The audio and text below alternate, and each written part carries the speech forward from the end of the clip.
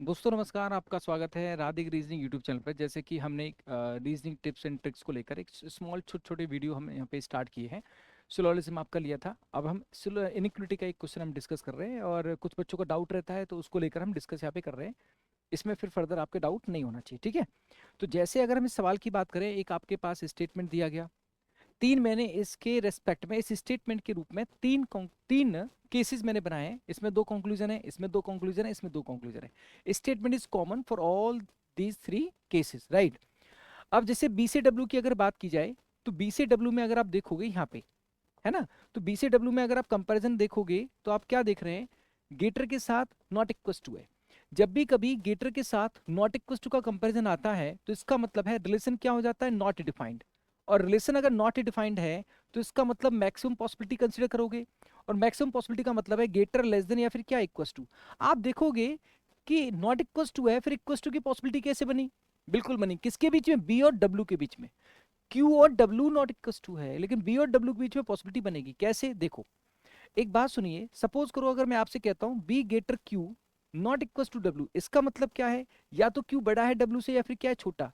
तो possible cases में देखोगे बी गेटर क्यू से, या तो क्यू बड़ा है डब्ल्यू से, बी गेटर है क्यू से, या फिर क्यू लेस देन है डब्ल्यू से। अगर ऐसा हुआ तो बी बड़ा हो सकता है डब्ल्यू से, लेकिन इस रिलेशन के अकॉर्डिंग यहाँ पे आप देखो, यहाँ पे क्या आ गया, opposite sign, it means Q से दोनों क्या है, बड़े हैं, बी भी बड़ा है डब्ल्यू भी बड़ा है, और बी और डब्ल्यू के बीच में कुछ भी डिफाइन नहीं हुआ, ठीक है। तो अपोजिट साइन का कंपैरिजन क्या कहता है, रिलेशन इज नॉट डिफाइंड, तो B can greater W, can equals to और कैन लेस देन। क्यू से दोनों बड़े हैं, ये वाला जो पॉसिबल केस है इसकी वजह से बी डब्ल्यू से बड़ा छोटा या क्या हो सकता है, बराबर। इट मींस यहाँ पे बी और डब्ल्यू के बीच में तीन पॉसिबिलिटी एग्जिस्ट करेंगी। कितनी पॉसिबिलिटी एग्जिस्ट करेंगी, थ्री। बी और डब्ल्यू के बीच में थ्री पॉसिबिलिटी एग्जिस्ट करेंगी। समझ में आ रही है बात, नहीं आ रही। तो थ्री पॉसिबिलिटीज हैं, दोनों डाउटफुल हैं, और जब थ्री पॉसिबिलिटीज हैं बी और डब्ल्यू के बीच में, कितनी पॉसिबिलिटी है, थ्री पॉसिबिलिटी है, इसका मतलब क्या हो गया, बी या तो बड़ा बराबर होगा डब्ल्यू से या फिर क्या होगा, छोटा। तो यहाँ पे लग जाएगा इधर और, क्या लग जाएगा, इधर और। क्यों कि स्टेटमेंट में तीन पॉसिबिलिटी है, इनडायरेक्टली थ्री पॉसिबिलिटीज हैं, और तीन पॉसिबिलिटी के रेस्पेक्ट में इधर और लग गया। दूसरा देखो, जी से वाई के बीच में, अब आप देख रहे हैं जी हमारे पास है, वाई इज नॉट गिवन, इस स्टेटमेंट में वाई है ही नहीं, तो मतलब क्या हो गया, कनेक्शन नहीं। कनेक्शन नहीं है तो रिलेशन डाउटफुल है।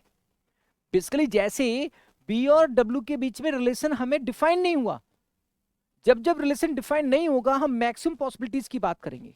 किसकी बात करेंगे, मैक्सिमम पॉसिबिलिटीज की बात करेंगे। इट मींस यहाँ पे जी हमारा नोन है, वाई क्या है, नोन है, किसी एक को हम जानते हैं दूसरे को नहीं जानते हैं, तो क्या आप कंफर्म कर दोगे कि बड़ा होगा।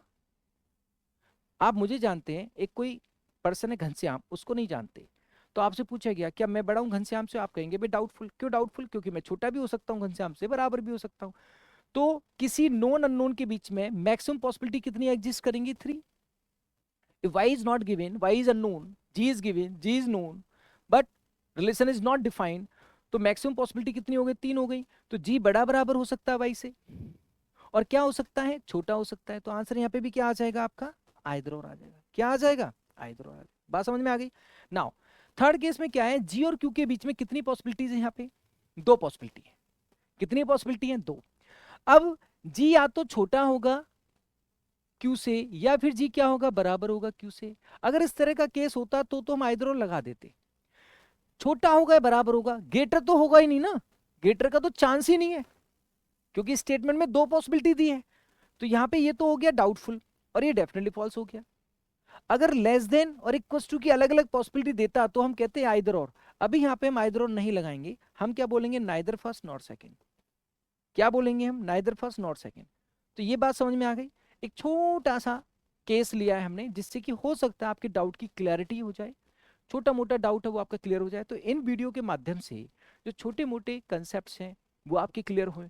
इस तरह से क्वेश्चन सब लेंगे जिससे कि छोटी छोटी ट्रिक्स, अप्रोच इधर और का है या बेसिक कंसेप्ट है वो सारे क्लियर होते जाए और आपके डाउट क्लियर होते चले आए। तो ये एक प्रयोजन है, पर्पज है इन छोटे छोटे वीडियो से, जिसमें कि आपको समय कम लगे और चीजें आपको ज्यादा मिले, है ना, कंसेप्ट आपके ज्यादा मिले। तो कमेंट करके जरूर बताइएगा कि ये वीडियो आपको कैसी लगी, है ना, और फर्दर किस टॉपिक पे आप चाहते हैं ये भी आप कमेंट सजेशन बिल्कुल आप दे सकते हैं। जो पहली बार जुड़े हैं चैनल के साथ, सब्सक्राइब जरूर करना। डेली लाइव क्लास चलती है 8 बजे, और डेली बेसिस पे हम ये कोशिश कर रहे हैं कि छोटा वीडियो आपके सामने आए और आप रीजनिंग में मास्टर होते चले आए। Thank you so much.